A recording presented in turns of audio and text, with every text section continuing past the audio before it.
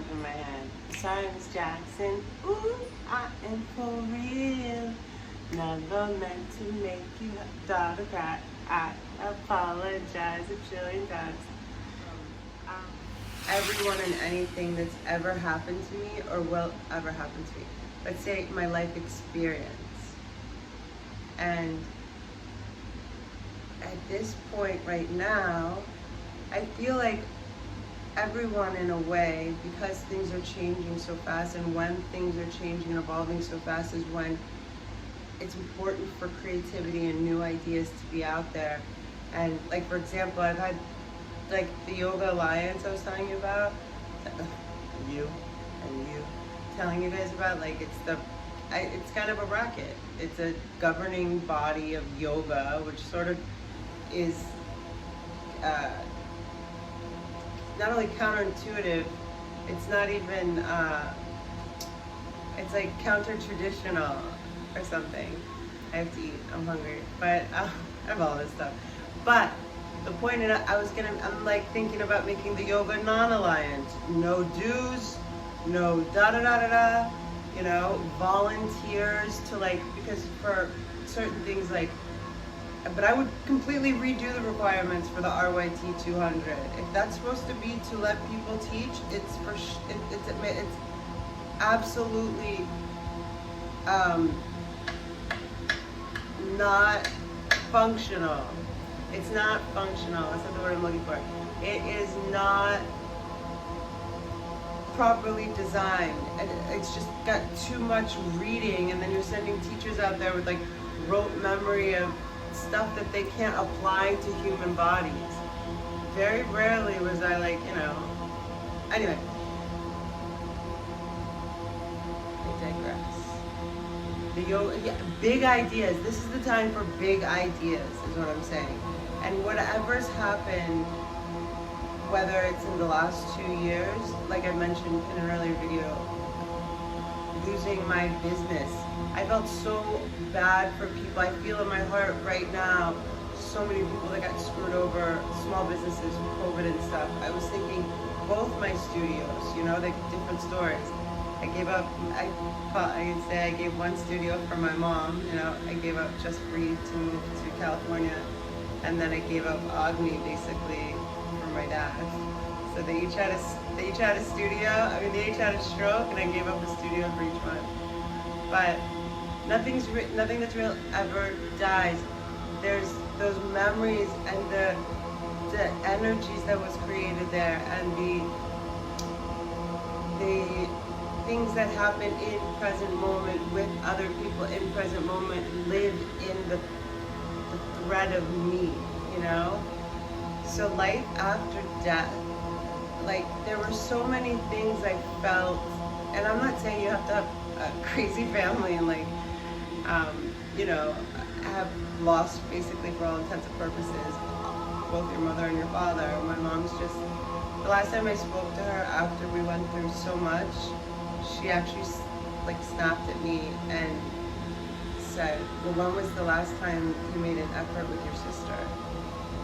I felt like my heart broke, and I was getting punched in the stomach. I was like, what? Like, it was crazy. She knew everything. You know, this was after Christmas of 2020, when you had apologized for everything, blah, blah. So, I think that what the information I'm trying to share or explain, like whether you have a massive support system or no one at all, happiness is only ever going to be found within you. Life, let's define life. I think for me, life has to be as, I have to figure out how I want to word that. Hold that thought. I'm going to table that idea. But having a life worth living on your terms, you know, like going back to AA, they would say, there's a saying around there, find a sponsor that has what you want. And it's like, no, no, no. Find a sponsor that has what they want. That has what they want. Somebody that's found everything that they want for themselves. That's not going to be all the things that you want. You know? Someone who's been successful at manifesting everything they want. I realized a lot lately, like,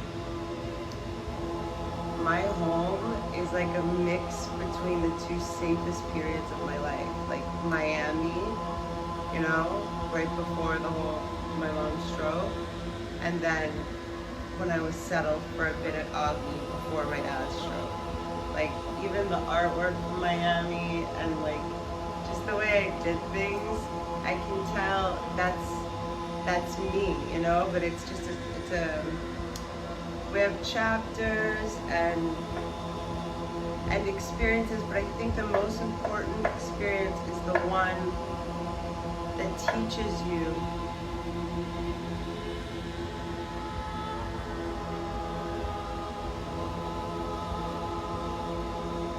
and I'm pretty sure this will be an irrefutable statement. Living life, going through this human experience, this spiritual being, whatever you want to say, is unacceptable under other people's terms.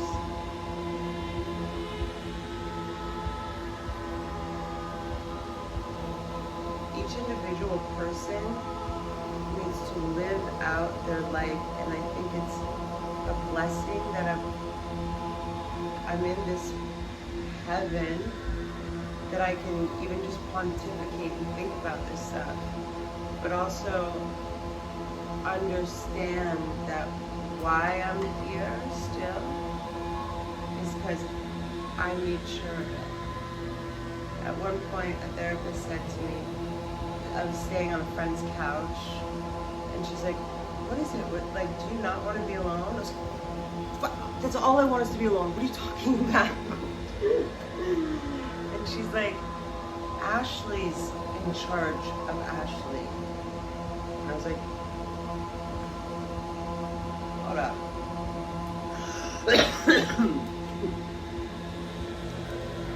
It hit different, you know? I was like, what the fuck? Ashley, I'm in charge of me. I got this, you know? It took a while, but that gear had to shift internally for me to start the manifestation processes. And I would say that switch turned in 2019, March or April 2019, when I realized Ashley's in charge of Ashley. I do the best at building studios, at building classes, at running trainings, at flying across the world. Someone farted. Flying across and doing all this stuff and taking care of people, but in, I guess, a weird way, the way my father always took care of me was sort of built in, so maybe it was like I had to grow that, you know? We all have I think a certain part of us, or a voice that is either not true, or a belief system even, that is literally antithesis of our soul's needs. The word dharma comes to mind. It's a Sanskrit word, like the dharma of the wind to blow. Like the dharma of your soul is being interrupted by anything. But when you believe something and it's internalized in you,